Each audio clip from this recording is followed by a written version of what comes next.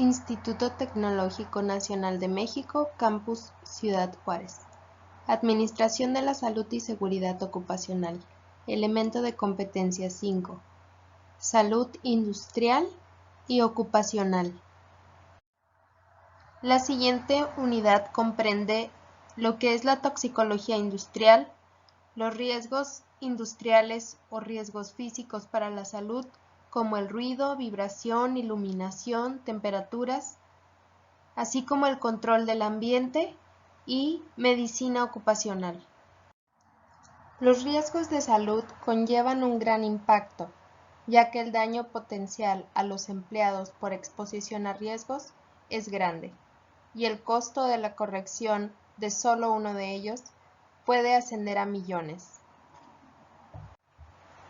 A diferencia de los riesgos de seguridad, es más difícil detectar los riesgos de salud, debido a la propia definición de salud y seguridad.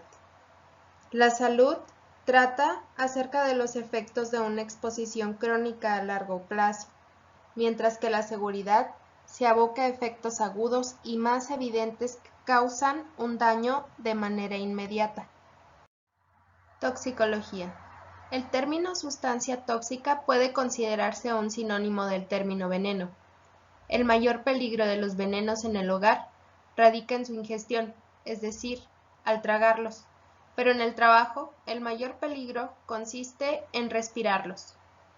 Se ha determinado que el orden de importancia de las vías de entrada al cuerpo para las sustancias tóxicas en el trabajo es inverso al orden en el hogar.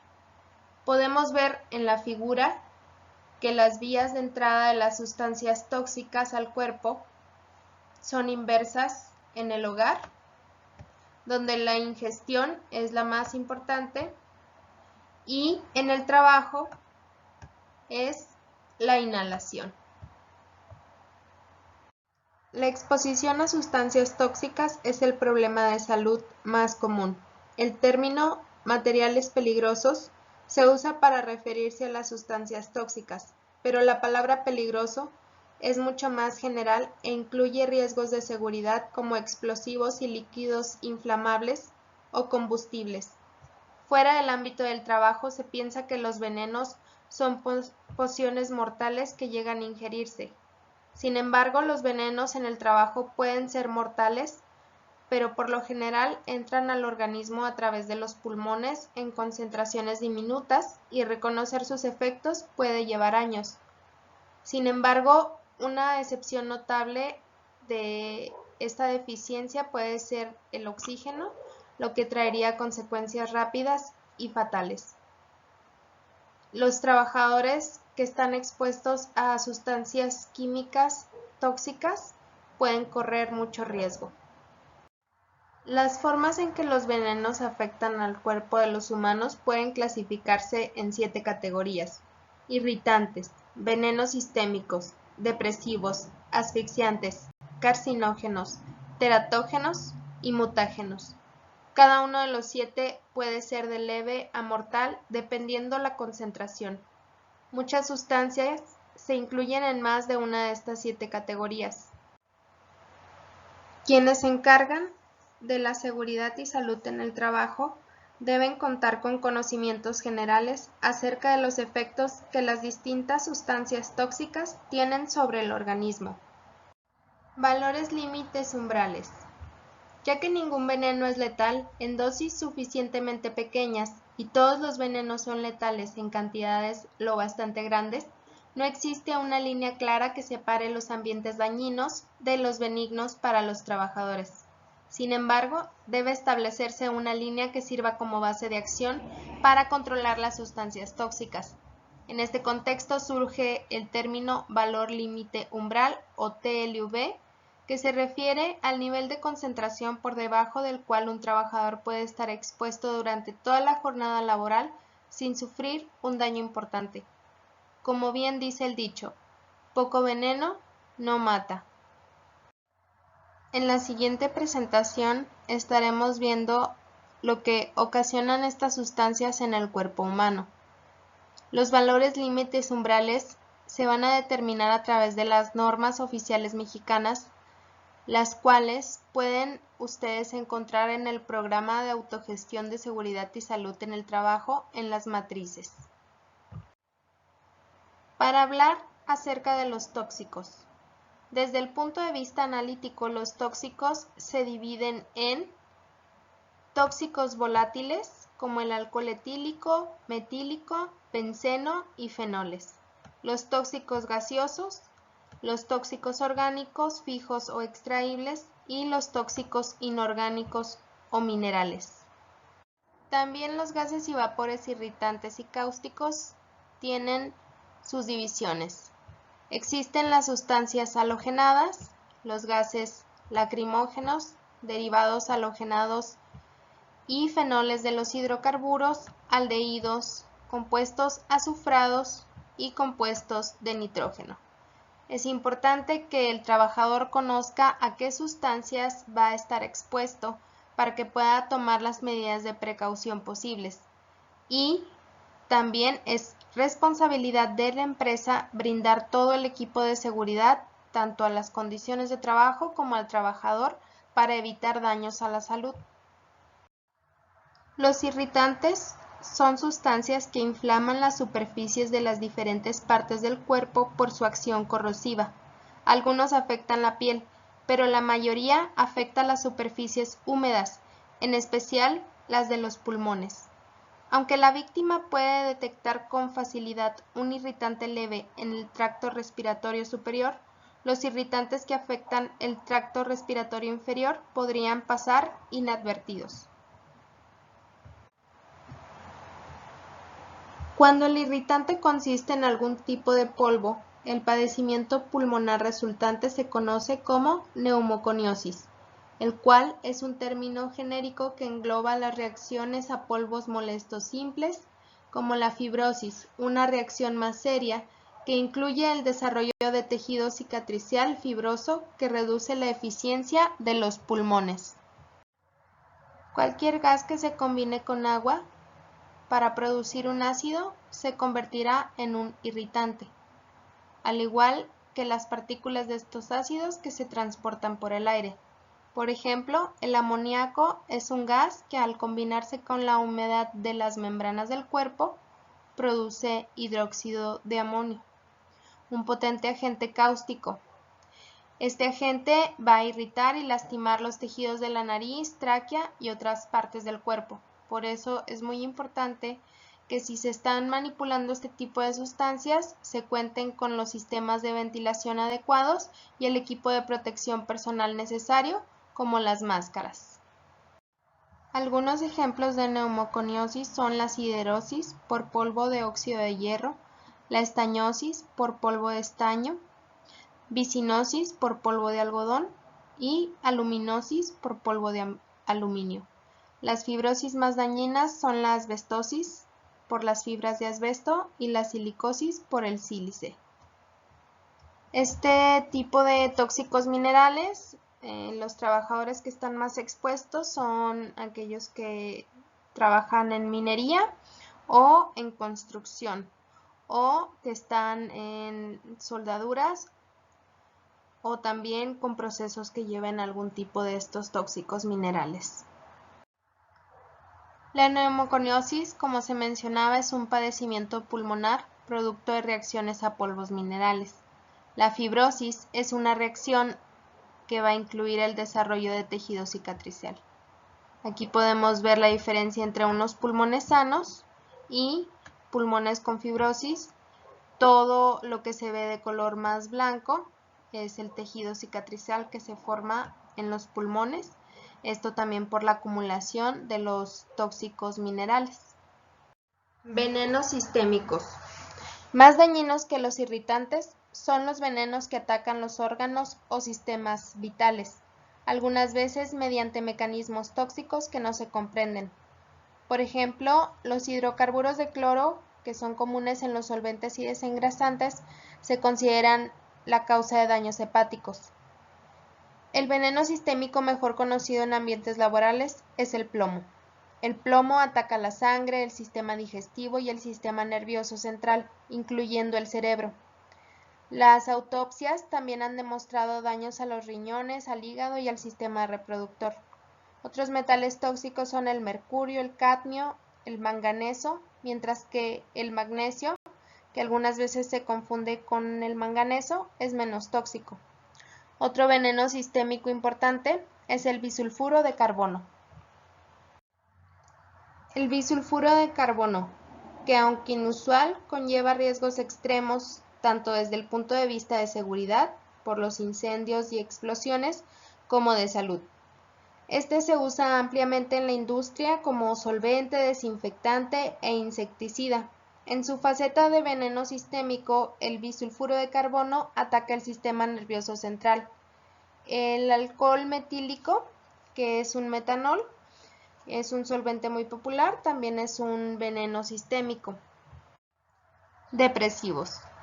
Algunas sustancias actúan como depresivos o narcóticos sobre el sistema nervioso central y como tales pueden ser útiles, por ejemplo, en anestesia. A diferencia de los venenos sistémicos anteriormente mencionados, el efecto de la acción de los depresivos en el sistema nervioso central a menudo es temporal. No obstante, algunas sustancias, como el alcohol metílico, son tanto venenos sistémicos como depresivos, y además de que afectan a la salud, pueden tener un efecto adverso en la seguridad, ya que interfieren en la concentración de los trabajadores y más en aquellos que operan maquinaria. El depresivo más común es el alcohol etílico. La variedad consumible de alcohol, o lo que consumimos como cerveza o como licores, también llamado en la industria como etanol. Sus efectos dañinos como riesgo industrial son mínimos en comparación con los efectos de su ingestión. De hecho, el mayor riesgo del etanol o del alcohol consumible en el trabajo es la ingestión voluntaria de botellas que mismos empleados y trabajadores ingresan a las instalaciones. El etanol no es tan tóxico como el metanol. El depresivo más común es el alcohol etílico por ingestión voluntaria. Sin embargo, recordemos que en la fracción 13 del artículo 47 de la Ley Federal del Trabajo establece como una causal de rescisión sin responsabilidad para el patrón el que el trabajador acuda a sus labores en estado de ebriedad o bajo la influencia de algún narcótico o droga enervante. Por eso es importante que si usted es trabajador no acuda bajo los efectos de estas sustancias, pues si sufre algún accidente, las cuestiones de incapacidad no se aplicarían en su caso. En este apartado también agregamos el uso de benzodiazepinas en los trabajadores. Las benzodiazepinas son medicamentos que disminuyen la excitación neuronal y que tienen un efecto antiepiléptico, ansiolítico, hipnótico y relajante muscular. Por lo regular se utilizan como tratamiento de ansiedad generalizada, insomnio, fobias, trastorno obsesivo compulsivo, esquizofrenia y entre otros padecimientos. Sin embargo, este tipo de medicamentos pueden interferir en el trabajo y es muy importante que si el trabajador se le administran benzodiazepinas, por ejemplo ribotril, diazepam, lo comunique al área de medicina para que se valore si puede seguir realizando sus actividades de manera regular. Pues las benzodiazepinas pueden producir importantes alteraciones psicomotrices y de alerta psicológica, es decir, que afectan la capacidad para establecer distancias mientras está en movimiento y para realizar adecuadamente maniobras como frenado, aceleración y dirección de vehículos, además de que dificultan la toma de decisiones en situaciones de emergencia. Por eso es muy importante que si los trabajadores no solo que manejan maquinaria, sino que van a conducir y están bajo el influjo de alguna benzodiazepina, sean diagnosticados para pues que sus labores se modifiquen, porque podría traer consecuencias como riesgos de trabajo. Asfixiantes. Los asfixiantes evitan que el oxígeno llegue a las células del organismo. Y en un sentido más general, cualquier gas podría ser un asfixiante si se encuentra presente en la cantidad necesaria para ocupar la porción de oxígeno esencial en el aire, por ejemplo, el monóxido de carbono. Mucha gente se ha suicidado inhalando gas natural, que es en esencia metano. Sin embargo, el metano es un asfixiante simple, pues va a desplazar la proporción de oxígeno en el aire que se inhala. El metano puede encontrarse en ambientes industriales, ya que es un producto de la fermentación. Otros asfixiantes simples que pueden encontrarse comúnmente son los gases inertes como el argón, helio y nitrógeno, que se usan para soldar.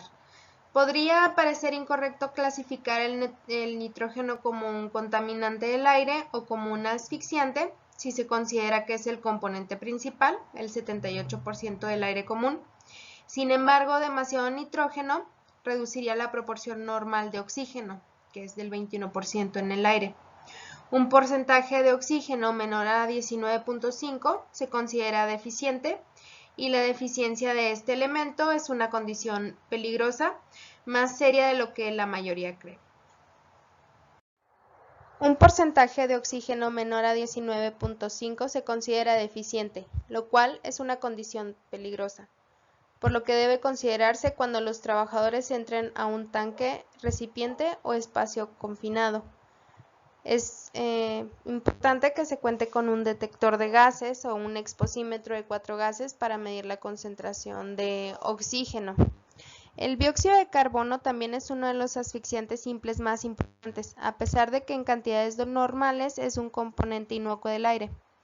El fuego es la principal fuente de concentraciones industriales y peligrosas de dióxido de carbono. Los asfixiantes que se han descrito hasta ahora son asfixiantes simples, que fundamentalmente son sustancias no tóxicas que reemplazan el contenido de oxígeno esencial en el aire, pero existe otro tipo, los asfixiantes químicos, que interfieren con la oxigenación de la sangre, en los pulmones o de los tejidos del cuerpo. El asfixiante químico más conocido es el monóxido de carbono, una sustancia con la que la hemoglobina sanguínea muestra muchísima afinidad. Algunos de los peligros intrínsecos del monóxido de carbono es que su presencia es difícilmente detectable sin instrumentos, pues no tiene sabor, olor ni color. La mejor defensa en contra del monóxido de carbono es conocer su origen y controlar la exposición de los trabajadores al mismo.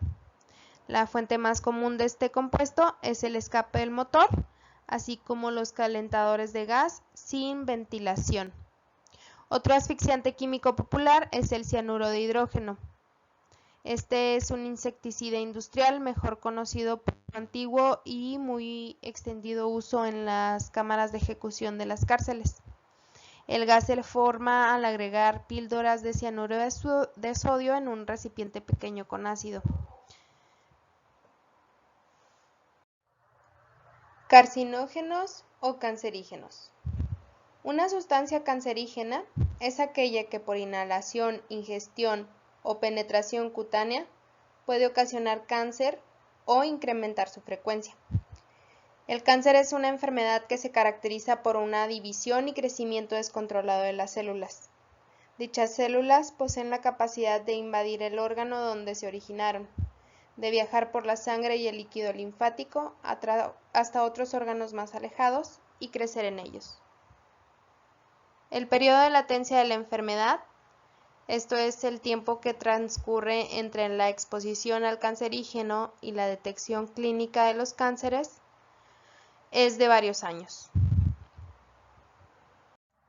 Existen ciertos elementos y compuestos químicos que inducen cáncer en el ser humano, así como también ciertos procesos de fabricación, aunque no se conozca de modo específico el agente o agentes causales, también pueden inducir cáncer en seres humanos. Se cree que la carcinogénesis depende de diferentes promotores químicos y que es un proceso multifásico, desde el inicio de los cambios celulares hasta el desarrollo y proliferación de las células tumorales. Algunos de los cancerígenos más conocidos son el tabaco, que ha sido identificado como una fuente de riesgo de varios tipos de cáncer, y el DDT, el benceno y el asbesto, que algunos son para fumigar y otros son utilizados en la industria. Estos también son fuentes de cáncer, pero los cancerígenos son también frecuentemente teratógenos o mutágenos, es decir, que estas sustancias también pueden producir malformaciones en las especies o durante el embarazo. Los cancerígenos son todos los agentes físicos, biológicos o químicos potencialmente capaces de producir cáncer al exponerse a tejidos vivos. Por ejemplo, la exposición ocupacional, el tabaco, el alcohol, la contaminación, la exposición a radiación tienen ciertos porcentajes de incidencia de cáncer. ¿Qué es importante tener en cuenta con estos agentes? El trabajador, así como el patrón, deben conocer a profundidad qué tipo de sustancias se están manejando. Los agentes cancerígenos pueden tener un periodo de aparición prolongado que puede ir de 20 hasta 30 años. Un ejemplo de agente cancerígeno ya muy estudiado es el cloruro de vinilo. Es conocido también como cloreteno, cloroetileno, monocloruro dietileno o monocloroetileno. Este a temperatura ambiente es un gas incoloro, es muy incendiable, también es inestable a altas temperaturas, entonces tiene dos tipos de riesgo, tanto de seguridad como de salud. El cloruro de vinilo existe en forma líquida si se mantiene bajo alta presión y a temperaturas bajas. El cloruro de vinilo es una sustancia muy peligrosa, ya que representa riesgos para la seguridad y la salud. Puede representar un severo riesgo de explosión y al incendiarse es muy difícil de extinguir. También implica un riesgo adicional, pues libera un fosgeno, cuando se está incendiando, y esta sustancia es altamente tóxica. Además, las exposiciones dérmicas agudas, es decir, que si el trabajador llega a tocar esta sustancia sin equipo de protección personal, puede tener lesiones por congelamiento de la piel debido a que también tiene una muy rápida evaporación. En la actualidad se sabe que su inhalación crónica provoca un tipo de cáncer hepático, que es el angiosarcoma, y también se cree que el cloruro de vinilo es un teratógeno, es decir, que si hay una mujer embarazada expuesta a esta sustancia, podría provocar malformaciones en el producto. ¿Dónde se utiliza? En botellas, en plástico para envasar alimentos, manteles, garrafas para líquidos inflamables, y al no utilizarlo correctamente, el cloruro de vinilo y el ácido ftálico pueden dañarnos. Este material está prohibido que se caliente, que se refrigere o utilizarlo en productos grasosos. Sin embargo, es muy común que este tipo de materiales pues lo contengan los desechables. También el cloruro de vinilo daña el sistema nervioso central, el cerebro, el corazón, el hígado, debilita el sistema inmunológico y puede provocar problemas en el embrión. ¿Qué precauciones se deben tomar con el uso de esta sustancia? Evitar usarlo de manera incorrecta, vigilar la salud constantemente de quienes trabajan en la industria directamente con estas sustancias, conocer las sustancias y tipos de residuos que se manejan en las operaciones y el centro de trabajo, portar el equipo de protección personal adecuado y, en caso de que no se cuente con él, pedir a las comisiones de seguridad e higiene que observen esto. En las siguientes imágenes podemos ver una división celular normal, en donde si llega a existir una célula defectuosa, esta muere. Sin embargo, en la división celular cancerosa, las células defectuosas se replican rápidamente. También podemos observar tipos de melanoma, que son cáncer de piel. Para un diagnóstico de cáncer deben existir diferentes exámenes y valoraciones médicas. No se puede dar un diagnóstico definitivo rápidamente. Sin embargo, aquí se muestran algunas imágenes de tipo de cáncer, por ejemplo el melanoma o el carcinoma vasocelular, que también es un tipo de cáncer de piel. Este tipo de cáncer, como el vasocelular, se presenta en personas que trabajan con exposición al sol muy prolongada. Los teratógenos afectan al feto, así que su efecto tóxico es indirecto. Las mujeres deben tener cuidado de no exponerse a ciertas sustancias durante el embarazo, especialmente durante el primer trimestre. Los teratógenos no deben confundirse con los mutágenos, que son sustancias distintas. Algunos de los teratógenos más conocidos son el alcohol, algunas drogas, y se cree también que el abuso de sustancias durante el embarazo puede provocar teratogénesis. Los Centros para el Control y Prevención de Enfermedades establecen que el síndrome alcohólico fetal puede provocar retraso mental, defectos congénitos, rasgos faciales anormales, problemas del crecimiento y problemas en el sistema nervioso central del producto. La mutación es cualquier cambio en la secuencia de ADN. Los mutágenos son sustancias que atacan a los cromosomas y por lo tanto afectan a las especies más que a los individuos. Los mutágenos provocan daños antes de la concepción, afectando los cromosomas de las posibles madres o padres. Los teratógenos provocan daños durante el embarazo. Riesgos industriales para la salud. Hablaremos de los riesgos físicos, como vibraciones, iluminación, temperaturas abatidas, ruido y radiación. Una vez que se determina qué tipo de contaminantes pueden existir en el centro de trabajo, debe tenerse un control del ambiente. Aquí se presentan riesgos de carácter medioambiental. Para el control de estos riesgos, se deben tener 3 líneas de defensa. Dichas estrategias son los controles de ingeniería, controles de las prácticas laborales y el equipo de protección personal. Ruido. El ruido es un agente físico contaminante. Un sonido indeseable es incómodo. Es definido como un sonido o grupo de sonidos de gran amplitud que puede ocasionar dolencias o interferencia en el proceso de comunicación.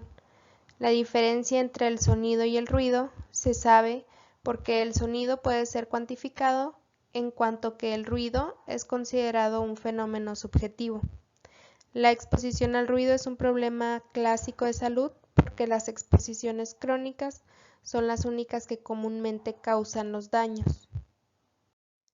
Mientras que las ondas del sonido son de dibujo igual, las ondas del ruido suelen ser muy desiguales y desordenadas. El ruido es el sonido desordenado. El ruido industrial existe a consecuencia del funcionamiento de las máquinas. Sin embargo, aunque el ser humano tiene una capacidad de adaptación a diversos ambientes, puede que el exceso de ruido le provoque fuga de energía, estados de cansancio y que termine con sus límites de resistencia. El ruido actúa no solo en el aspecto físico, sino que también ejerce influencia en el aspecto intelectual, principalmente en la capacidad de atención, reduciendo el rendimiento del trabajo del individuo, tanto intelectual como físico.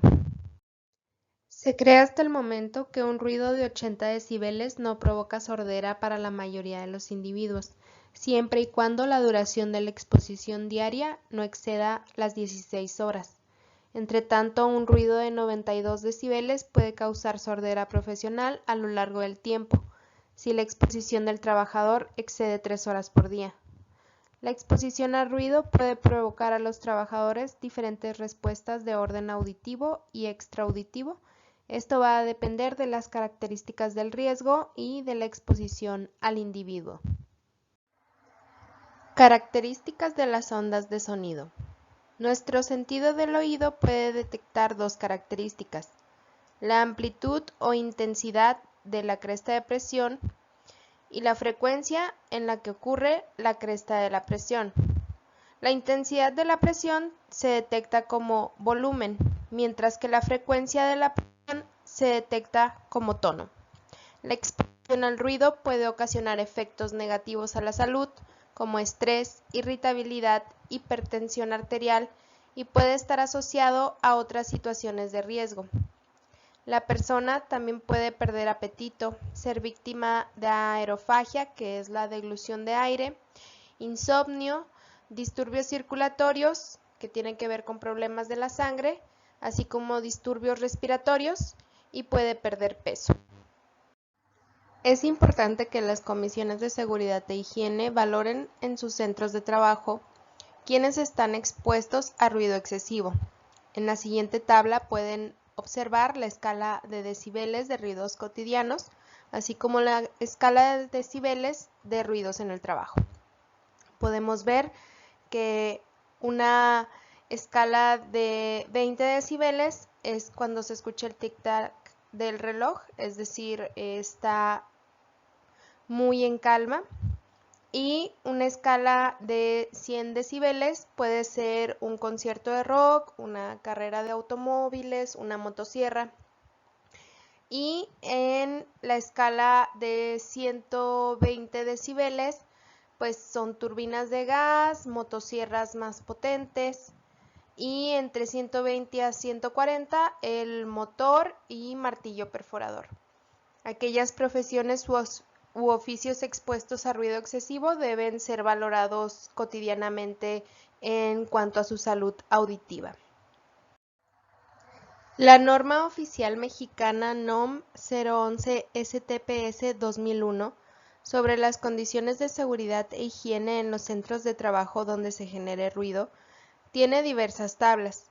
Aquí se muestra la tabla de los límites máximos permisibles de exposición, en donde podemos ver que a 90 decibeles los límites máximos permisibles de exposición son de 8 horas, es decir, una jornada laboral. Sin embargo, si el trabajador está expuesto a 105 decibeles, solamente podría durar 15 minutos en ese lugar de trabajo y tener un tiempo de reposo. Como les comentaba, todas las profesiones u oficios expuestos a ruido deben tener valoraciones constantes para determinar si hay algún daño auditivo. Vibración. Las vibraciones son movimientos periódicos u oscilatorios de un cuerpo rígido o elástico desde una posición de equilibrio. El personal ocupacionalmente expuesto es aquel que se expone a este tipo de movimientos. Puede ser desde conductores de tractores, quienes operan rotomartillos, carpinteros, soldadores, mecánicos, etc. Las vibraciones pueden darse en diferentes direcciones de incidencia. Las vibraciones en cuerpo entero son aquellas que se manifiestan por la transmisión de energía mecánica por vía sólida en el intervalo de frecuencias de 1 hasta 80 Hz al cuerpo del personal ocupacionalmente expuesto. Quienes podrían tener vibraciones de cuerpo entero podrían ser choferes. Las vibraciones en extremidades superiores es un fenómeno físico que se manifiesta por la transmisión de energía mecánica por vía sólida en el intervalo de frecuencias de 8 hasta 1600 Hz. Estas extremidades superiores serían los brazos, hombros, cuello y cabeza, y pueden ser de todas aquellas personas que manejen, por ejemplo, máquinas de corte, sierras, entre otros. ¿Qué efectos tienen las vibraciones en la salud? La exposición a vibraciones mecánicas está asociada con la aparición de determinadas patologías, por ejemplo, problemas vasculares, osteoarticulares, es decir, de huesos y articulaciones, nerviosos o musculares. Las vibraciones de cuerpo entero pueden producir trastornos respiratorios, musculoesqueléticos, sensoriales, cardiovasculares, efectos sobre el sistema nervioso, sobre el sistema circulatorio o sobre el sistema digestivo. Las vibraciones mano-brazo pueden causar también trastornos de la circulación, trastornos del sistema nervioso, de músculos, huesos y articulaciones, pero principalmente de las extremidades superiores.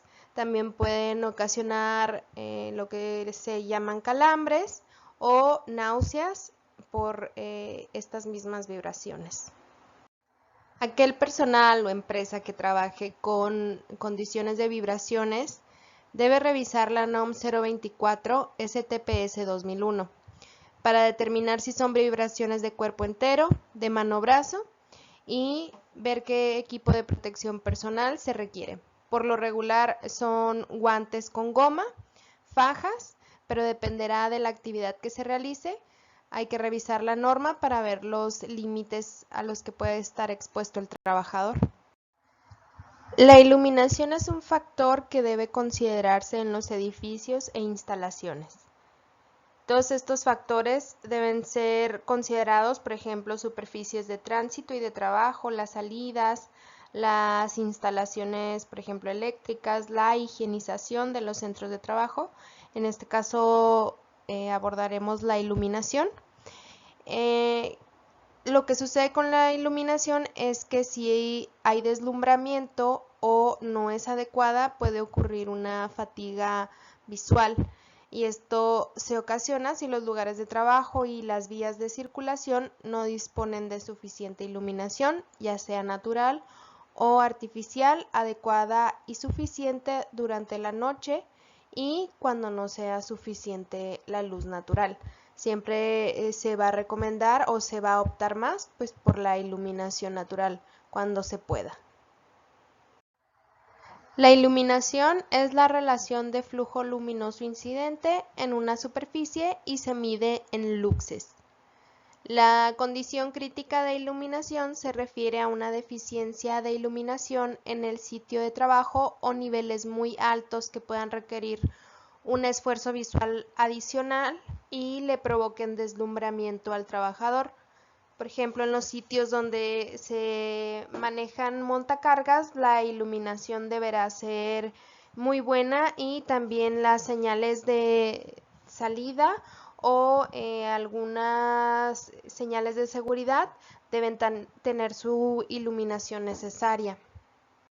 Para una iluminación adecuada se debe contar con una metodología que permita llevar a cabo un acondicionamiento ergonómico efectivo de la iluminación en todos los puestos de trabajo, de manera que se puedan minimizar los riesgos que involucran una mala iluminación. El propósito del reconocimiento es identificar áreas del centro de trabajo y tareas visuales asociadas a los puestos de trabajo para identificar aquellas donde exista una iluminación deficiente o exceso de iluminación que provoque deslumbramiento. Es de suma importancia realizar la identificación de factores de riesgo, ya que de esta información se puede determinar si existen o no molestias causadas por la mala iluminación en el puesto de trabajo. También se debe realizar un recorrido por todas las áreas del centro de trabajo donde los trabajadores realizan sus tareas visuales y considerar en su caso los reportes de los trabajadores. Se recomienda revisar la NOM 025 STPS 2008 para las condiciones de iluminación en los centros de trabajo. Ahí se encuentran varias tablas, una de ellas es la tabla de niveles de iluminación, donde viene la tarea visual del puesto de trabajo, el área de trabajo y los niveles mínimos de iluminación medidos en luxes. Climatización. Las condiciones de trabajo climáticas son la temperatura y la humedad. El trabajo físico genera calor en el cuerpo. Para regularlo, el organismo posee un sistema que permite mantener una temperatura corporal constante en torno a los 37 grados centígrados. La regulación térmica y sensación de confort térmico depende del calor producido por el cuerpo y de los intercambios con el medio ambiente. Temperatura. La transmisión de calor entre el cuerpo humano y el ambiente depende de los siguientes factores físicos externos: la temperatura del aire, la temperatura de radiación y la humedad del aire. El calor radiante es la cantidad de energía calorífica que se emite o se gana a través de energía electromagnética. En la figura 1 se pueden observar dos tipos de termómetros: el termómetro de bulbo seco, que marca la temperatura del aire con el porcentaje de humedad relativa real que existe al momento de la medición, y el termómetro de bulbo húmedo. El bulbo está mojado y la evaporación del agua tiene un efecto de enfriamiento, por lo que marca una temperatura menor que la del bulbo seco. Si la atmósfera está saturada de vapor, los dos bulbos funcionan como si estuviesen mojados y la temperatura de ambos es la misma. Si en las áreas de trabajo el termómetro de globo de bulbo húmedo supera los 32.2 grados centígrados, el trabajador debe estar debidamente protegido y también debe haber una persona vigilando continuamente su actividad, esto debido a la radiación calorífica. Los límites máximos permisibles de exposición es el nivel máximo de indicadores térmicos, del régimen de trabajo y del tiempo de exposición, que se relacionan con el medio ambiente laboral y que no deben superarse durante la exposición de los trabajadores en periodos de trabajo definidos. Se recomienda revisar la NOM 015 STPS 2001 sobre condiciones térmicas elevadas o abatidas y las condiciones de seguridad e higiene. Ahí se encuentra una tabla en donde se pueden observar límites máximos permisibles de exposición a condiciones térmicas elevadas, con el porcentaje del tiempo de exposición y de no exposición. Contaminantes biológicos. En los centros de trabajo se pueden presentar condiciones negativas si se realizan en presencia de estos contaminantes, como pueden ser microorganismos, bacterias, hongos, virus, parásitos. Estos contaminantes son aquellos agentes biológicos que, cuando se introducen en el cuerpo humano, ocasionan enfermedades de tipo infeccioso o parasitario. Los contaminantes químicos son aquellos elementos o compuestos químicos cuyas características de estado le permiten entrar en el organismo humano, pudiendo originar un efecto adverso para la salud. Las vías principales de penetración en el cuerpo humano son inhalatoria. Esto es el tóxico o gas, se absorbe por la inhalación del aire contaminado y llega a los pulmones. Puede ser digestiva, cuando el tóxico entra al organismo por el tracto gastrointestinal, es decir, que si se ingiere. La vía cutánea, en caso de que el tóxico ingrese al organismo por medio de la piel, o cuando el contaminante entra al organismo y viaja por el torrente sanguíneo hasta los órganos con los que tiene más afinidad y se acumula en ellos. Por ejemplo, en el respiratorio, con los tóxicos minerales, algunos de los tóxicos, como son metales pesados, pues tienen afinidad con los pulmones y van generando una neumoconiosis.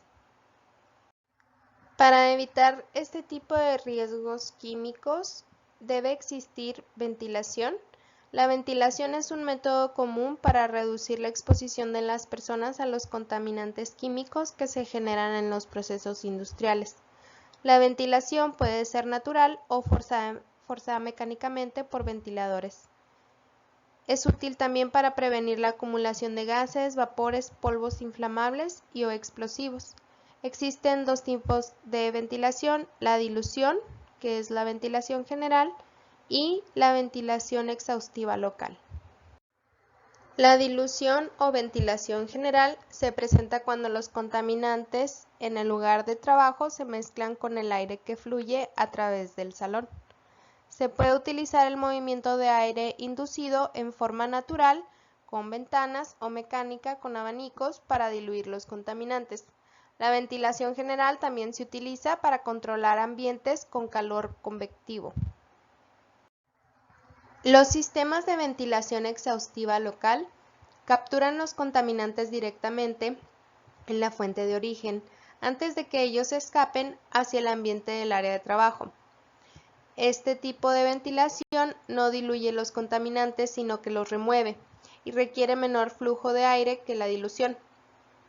Los sistemas de ventilación exhaustiva local se componen por 5 elementos básicos, que es la campana o el sistema de captación, el conjunto de ductos con sus accesorios como los codos, entradas, uniones, el equipo para la limpieza de aire, que pueden ser los filtros, y el ventilador con su motor y sistema de transmisión de fuerzas.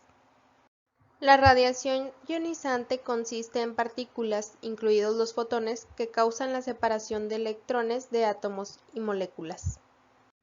La contaminación radiactiva puede ser la presencia indeseable de sustancias radiactivas en superficies o contenidas en sólidos, líquidos o gases, incluido el cuerpo humano, según los límites determinados por el órgano regulador competente. En este caso serán las normas oficiales mexicanas y la Comisión Nacional de Seguridad Nuclear y Salvaguardias. Los desechos radiactivos es cualquier material que contenga o esté contaminado con radionúclidos o concentraciones o niveles de radioactividad mayores dispuestos por estas comisiones. La fuente de radiación ionizante puede ser cualquier equipo o material que sea capaz de generar radiación ionizante en forma cuantificable.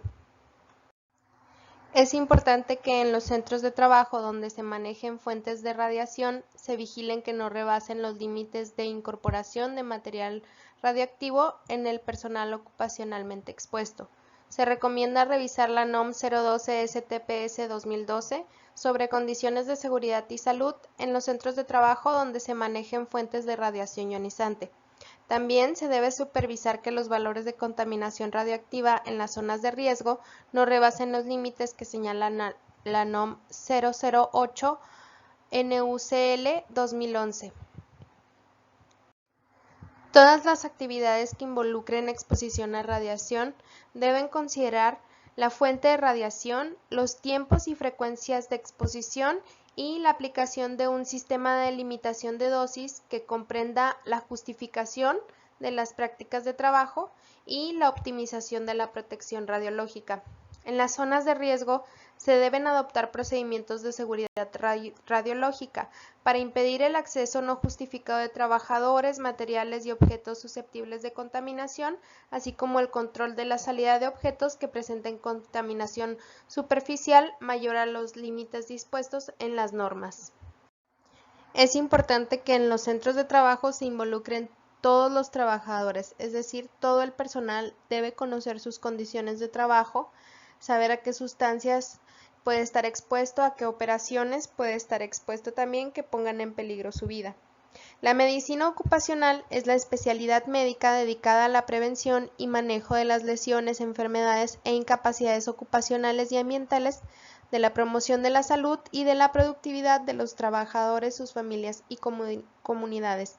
Es recomendable que todos los centros de trabajo tengan por lo menos asesoramiento de la medicina ocupacional.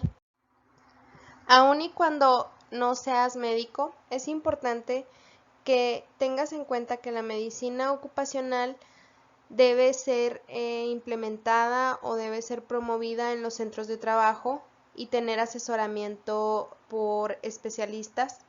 La medicina ocupacional tiene como objetivo proteger a las personas en sus centros de trabajo de los riesgos a la salud y seguridad.